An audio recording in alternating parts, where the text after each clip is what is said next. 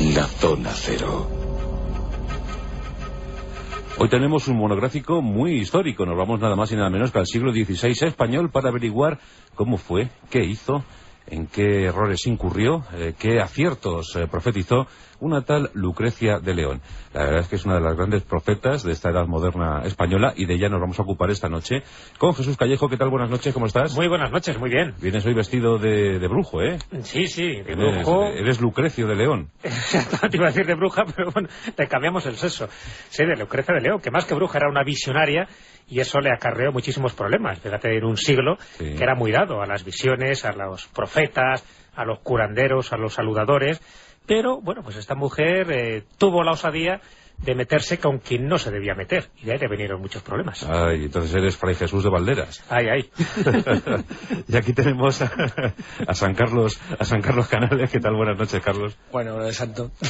Buenas noches. Buenas noches. ¿Tu familia no tenéis en vuestro linaje santos como los Borgia? Hay pocos Santos Carlos, además. Es claro, yo creo que San Carlos de Rápita. Solo hay dos, ¿no? Borromeo y uno por ahí muy raro. San Carlos de Rápita, ¿no? No era santo. Bueno, pues Lucrecia de León, un personaje muy famoso en su época, no tanto en la nuestra. Muy desconocido, hombre. Hay un libro muy bueno de José María Merino sobre las visiones de Lucrecia. Es una novela, realmente. Exacto. Sí. Novelado porque, entre otras cosas, hay un problema con la vida de Lucrecia, y es que cuando luego hablemos, al terminar el programa, de su amargo y tristísimo final, ese amargo y tristísimo final se intuye, pero no se sabe. No se sabe porque se la perdió la pista a principios del siglo XVII y nunca se pudo saber más de ella. Digamos, antes que nada, que era madrileña, había nacido en 1567, y por lo tanto su nacimiento coincidió, por decirlo de alguna manera así sencilla, con el momento más esplendoroso del Imperio Español. Es decir, es el poco más o menos que el momento cumbre. Ella nace después del levantamiento del sitio de Malta, después de la paz de Cateau-Cambrai, antes del levantamiento de Flandes y justo en el momento en que el poder de Felipe II es mayor. Eso quiere decir que, independientemente del poder del rey, digamos que la nobleza nunca estuvo al 100% de acuerdo con sus objetivos y siempre hubo un pequeño núcleo que se opuso de manera bastante abierta en ocasiones a la política del rey Felipe. En contra de lo que pueda pasar, España era una autocracia, es cierto, como prácticamente todos los reinos de la época, pero no puede decirse en modo alguno que no existiera una base de derecho.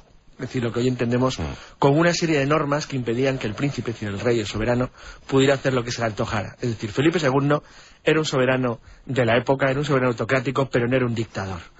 Lo digo también porque esto va a tener una influencia enorme en lo que luego le sucedió, no solo a Lucrecia, sino en la forma en la que hoy diríamos que fue manipulada por intereses poderosos para llevar adelante ciertos planes que tenían, que encontraron en la pobre Lucrecia, porque mi conclusión personal es que en el fondo fue una pobre chica que le tocó la desgracia, pues pura y simplemente de ver el futuro. Era vidente, profeta, bruja, se diría en aquellos tiempos, Jesús, pero ¿qué sabemos de su infancia? ¿Qué sabemos de su familia? ¿Qué sabemos de sus orígenes? No, se sabe poco porque realmente empieza a tener protagonismo en su adolescencia, cuando empieza a tener visiones, y no tanto por las visiones que tenía, sino cuando se empiezan a escribir esas visiones. Eso yo creo que fue lo peor que le pudo haber ocurrido, porque si no hubiera sido pues una vidente de tantas que había en su momento. De origen humilde. De origen humilde, sí, no sabía leer ni escribir. Sí, era madrileña, de la época de entonces, donde sabes que prácticamente todo el mundo era analfabeto, y ella pues, no pretendía tener ninguna preponderancia pública como otros, que sí sabía, videntes que querían pues ganarse unos dineros pues con la astrología, con la evidencia. Hay un caso famoso, el de Tobías Malerus, también contemporáneo de ella, que era un astrólogo que vio en una conjunción de planetas del año 1583 una serie de malos augurios o de fatales resultados que iban a ocurrir entre 1588 y 1590. Y eso es lo que hizo que este hombre, Tobías Malerus, que parece que no estaba bien visto en la corte, profetizara pues la derrota de la Armada Invencible. Sin embargo, Lucrecia de León también lo dijo, pero con unos sueños anteriores, sin basarse en ninguna predicciones, y hasta ese momento, ya digo, que pasaba sin pena ni gloria. Cuando ocurre la derrota de la Armada Invencible en el año 1588, se empieza a tomar en serio el asunto. Ahí es cuando Lucrecia de León, pues se la tiene en consideración, se dice, ya lo dijo esta chiquilla madrileña hace unos años. La Inquisición no toma cartas en el asunto, pero si la Iglesia la interroga, no ve nada malo en ella, no ve indicios del diablo, pero ella sigue profetizando, ella sigue tomando como cartas en el asunto, en el devenir de España, y empieza a hablar del futuro de Felipe II y de su corte. Entonces su entrada en sociedad viene dada por la profecía sobre el desastre de la Invención. Exactamente, y porque le empiezan a proteger grandes nobles de la época, grandes canónigos. Entre otros fue protegida por Alfonso de Mendoza, el canónigo de Toledo, y que además era muy amigo de rodearse de videntes, querían saber mucho el futuro, esta gente, y lo mismo le pasó a Fray Lucas de Allende, que era el guardián del convento franciscano de la corte, que también se rodeaba de adivinos porque quería saber el futuro, incluso anticiparse y modificarlo si le era adverso. Bueno, pues estos grandes personajes se sabe que la utilizaron de una forma, bueno, pues bastante capciosa para inmiscuirse en los problemas de Estado. Es decir, ellas la tenían un poco como eslabón o como lanza para que con sus profecías, que empezaban a ser bastante negativas para el monarca y para los Habsburgo, pues hiciera mecha, hiciera también una especie de mella en todo lo que iba a acontecer, y que toda la gente que estaba alrededor de Felipe II pues pensaban que lo de la Armada Invencible era el primer síntoma de, bueno, pues de una hecatombe que estaba casi a punto de ocurrir. Es muy curioso porque... Con tanta Inquisición, ¿verdad? Y qué amor a la evidencia. Sí, la evidencia. Bueno, es que la Inquisición actuó de una manera un tanto especial. Básicamente la Inquisición lo que trataba era de protegerle el orden establecido. En tanto que no se afectara, pues tampoco era radicalmente agresiva. Es decir, lo toleraba porque formaban parte de las costumbres de la época. Es muy interesante porque cuando Lucrecia de niña empieza a tener visiones, su padre siempre se molestó muchísimo. No le gustaba nada que se dijera en el barrio que vivía de Madrid, en una zona humilde, que su niña era capaz, bueno, pues de adivinar lo que iba a ocurrir. Ella lo que tenía era sueños de evidencia, en los cuales, bueno, pues reconstruyó, le aparecían imágenes que luego ella intentaba interpretar dentro de su escasa formación. Hombre, luego fue aprendiendo con el paso de los años, en función de lo que ella había notado en un sueño. Es decir, el tipo de visiones de Lucrecia se aproxima mucho en su estructura a las de Nostradamus. Es un tipo de visión muy parecida, como fogonazos, flashes, que en el caso de Lucrecia son siempre sueños, en los cuales le aparece a ella siempre elementos que están condicionando el destino o el futuro de algo. Pero no los escribía. Verás. Es que es una ella no, pero luego verás cómo sí. Hay una historia muy curiosa. Cuando ella era niña, su madre, sin embargo, sí empieza a ayudarla y apoyarla en sus visiones. ¿Por qué? Porque obtenían a cambio incluso cenas gratis, ya de burgueses más acomodados o de gente que le hacía ilusión, le hacía gracia ver cómo Lucrecia era capaz de adivinar el futuro. Eso es lo que llega a oídos de Alonso de Mendoza, que, como ha dicho Jesús, era toledano, una persona que vivía totalmente obsesionada con tres factores: el poder, el definir un modelo de poder a gusto de lo que entendía su partido dentro de lo que era la Iglesia española de la época y el propio Imperio Español. Luego una obsesión sobre el futuro de Toledo en el destino del fin del mundo, que es una cosa fascinante, en la cual hay un enlace con Lucrecia y con muchas cosas que hemos estudiado Jesús y yo durante años. Y, en tercer lugar, que Lucrecia, como muy bien ha dicho Jesús, le sirve no solo a él, sino a un grupo más de poderosos y magnates del reino para oponerse a Felipe II y a su política, básicamente lo que llamaríamos asuntos exteriores, porque las visiones de Lucrecia parecían amenazar el rumbo que estaba tomando la política española. Cuando ella acierta del plano en el caso de la Armada Invencible, a partir de entonces sí que se empieza a convertir en un elemento peligroso para el Estado español, por lo menos para el Estado encarnado por Felipe II. Lo que pasa, Carlos, que Lucrecia profetizó el desastre de la Invencible, pero no muchos creían en que la Armada de Inglaterra, la empresa de Inglaterra pudiera triunfar, ¿no? Sí, la verdad es que la empresa de Inglaterra salió con mal fario desde el principio. Nadie creía en Medina Sidonia.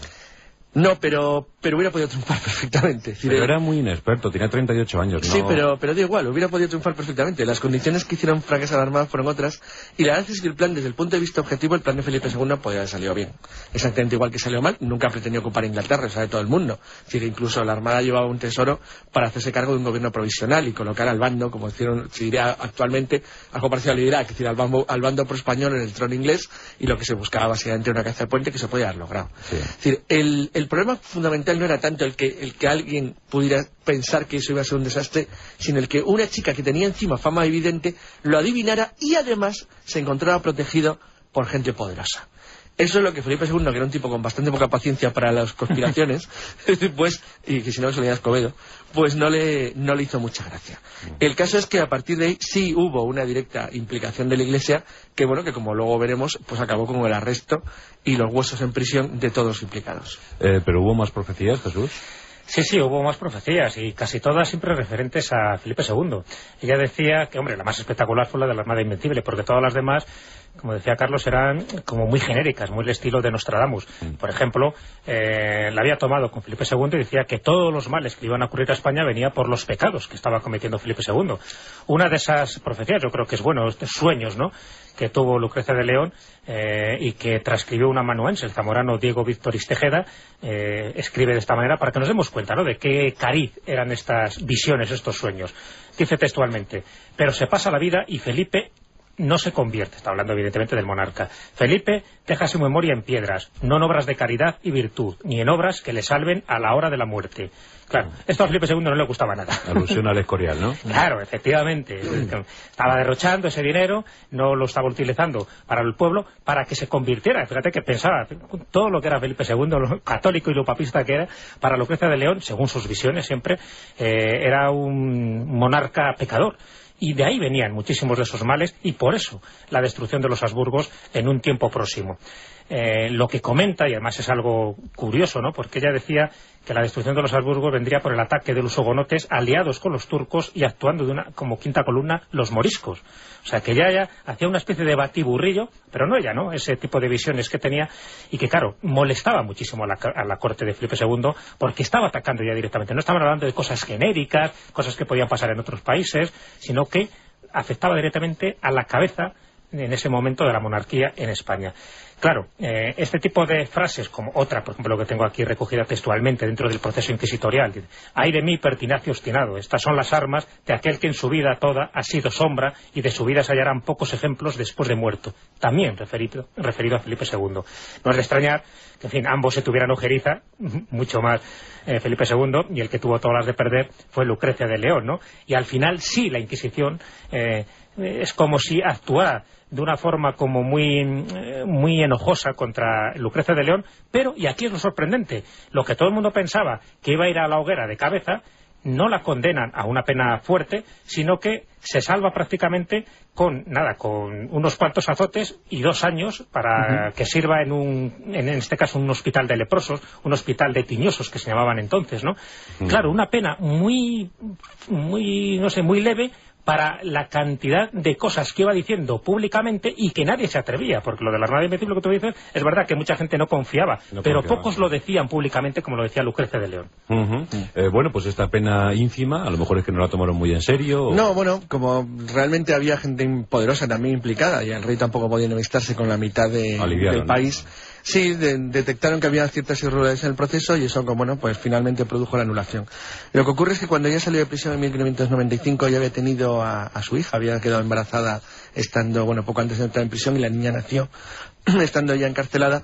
Y bueno, pues ella sufrió un auto de fe público, en el sentido que, fue obligada a reconocer sus pecados y sus maldades, y se encontró con una situación muy difícil, porque imagínate, su familia la había abandonado, no quería saber nada de ella.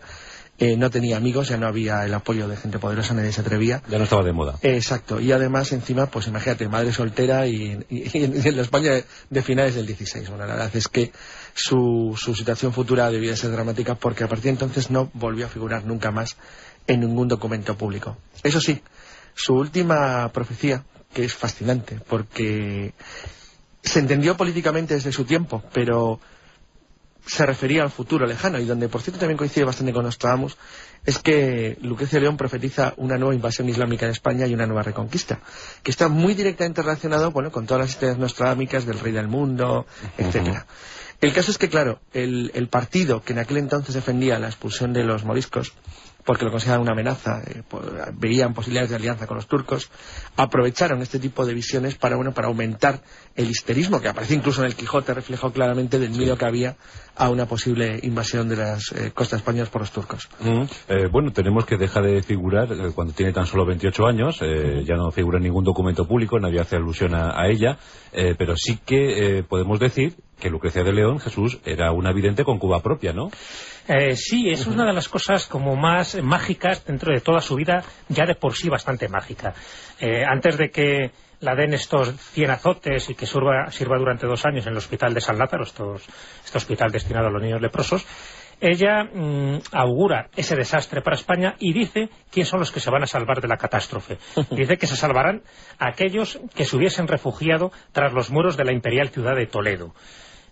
Según ella, donde los turcos, aliados de los hugonotes, pues no podrían entrar, y sobre todo aquellos que se refugiaran en la cueva de Sopeña, que está junto al río Tajo, pero no se especifica. Lo curioso es que hay uno de los seguidores muy importantes en aquella época que tenía bastante predominio en la corte de Felipe II. Uno de ellos es Juan de Herrera. Juan de Herrera acondiciona esta cueva, que no se sabe todavía dónde está. Es decir, según el historiador Juan Blázquez Miquel, parece que estaría cerca de Villarrubia y de Santiago, y allí van los seguidores de Lucrecia de León, todos los iluminados, todos los videntes, todos aquellos que creían firmemente en las palabras de Lucrecia y que pensando que iba a ser una especie de catástrofe inminente, un poco lo que ocurre en estos días con esos contactados donde dicen sus guías, sus extraterrestres, que va a ocurrir una desgracia y entonces se van a estos búnkers naturales que normalmente están en el interior de las cuevas. Bueno, pues algo parecido hizo Lucrecia de León. Y esto es uno de los motivos principales, por ejemplo, de la novela de José María Merino, porque eso es tan más que fascinante, que atraiga a tanta gente, a tantos seguidores, y encima de la talla de Juan de Herrera, que los ratos libres que dejaba la construcción del Escorial acondiciona esta cueva de Sopeña. De las personas más enigmáticas de la historia. Claro, y además, bueno, ya sabemos todo el predominio y sobre todo la influencia que tuvo a la hora de diseñar lo que es la biblioteca del Escorial, ¿no? Y sobre todo la parte mágica, la parte esotérica. Bueno, pues Juan de Herrera era un seguidor de Lucrecia de León. Allí se van, no ocurre nada, por lo menos en la fecha que ella vaticina, y ahí es cuando ya no se sabe casi nada del final de Lucrecia de León. Prácticamente se desconoce a partir de 1595 cómo termina la vida de esta mujer, y es una pena, ¿no? Porque es como si hubiera desaparecido de un plumazo, como si hubiera también borrado su historia personal, y se supone que acabó de una forma trágica porque ya no tenía nadie poderoso que la protegiera. ¿Y dejó alguna fecha? ¿Alguna fecha sobre No dejó fechas, no, porque el tipo de sueños que ella percibía era imposible ver la fecha, ¿no? Que ella tenía como visiones o como ligeros fogonazos dentro de los sueños que luego no sabía interpretar muy bien. Tampoco no era Nostradamus, no tenía un nivel cultural alto que Michel de Notre Dame sí tenía. Sí es verdad que marca 3 de las tendencias básicas de lo que son todas las leyendas del fin del mundo en España. Que todas, es que es radical, todas tienen que ver con 3 elementos: un río, una cueva y la ciudad de Toledo. Un río, una cueva en la ciudad de Toledo. Siempre acabamos en la cueva de Hércules, si os dais cuenta, ¿eh? Claro, porque esa cueva de Sopeña parece que estaría, si no es la propia cueva de Hércules, estaría muy cerca de la cueva de Hércules. Porque claro, cueva de Sopeña, Toledo, al lado del río Tajo, hombre, ahí está la cueva de Hércules. Y además tenía que ser un habitáculo bastante amplio que obedecía a unas coordenadas concretas y mágicas que sabía perfectamente Juan de Herrera y que estaban dirigidas o coordinadas de alguna forma por Lucrecia de León, que a su vez las había obtenido de sus sueños. La pena es que ahora mismo no se sabe, todos son conjeturas, y de hecho se sabe que hay buscadores que están detrás de esa cueva de Sopeña, donde quién sabe, posiblemente también esté esa famosa mesa de Salomón, ¿no? Que tanto no obstante, exactamente, la vieja aristocracia, las raíces más hondas de nuestros nobles, siempre pretenden volver a la etapa de esplendor visigodo, ¿eh? Claro. Pues fíjate la que movilizó esta mujer, que ahora es prácticamente desconocida, pero que movió prácticamente los resortes, tanto históricos como políticos como mágicos, de la época que la tocó vivir. Bueno, pues tan solo 28 años sabemos de ella. Solo, nada más, y quedó como perdida. Alguno más viviría, ¿no? Es posible, pero quedó eso como si se hubiera borrado en la niebla o en la oscuridad y nunca más se supo. No se sabe ni dónde, ni cómo, ni a qué edad murió. Bueno, pues hoy hemos sabido algo más acerca de esta Lucrecia de León, que en ese siglo XVI vaticinó el desastre de la Invencible, aventuró la nueva invasión de España a cargo de los moriscos y también la reconquista. Bueno, motivo ahí para la esperanza. Y luego esa cueva otra vez en Toledo, donde sería ese último refugio antes de la hecatombe final. Aquí siempre estamos acabando con el mundo, eso. Aquí siempre estamos acabando, claro. Así acaban después los videntes que lo dicen, ¿no? Habría que meterla dentro de nuestros monográficos, ¿no?, de profecías, para que en este caso del siglo XVI, porque por suerte parece que también se equivocó y el fin del mundo ocurrió a ella y a sus seguidores. Pues muy bien, Carlos, querido Carlos, aquí tienes un traje de superviviente de la empresa de Inglaterra. Como pesa. Toma, para ti, Jesús, pues toma este de Catalina del Auso, que te va a venir muy bien, de monja alférez vas a ir. Bueno, no sé, me pondré las enaguas, ¿no?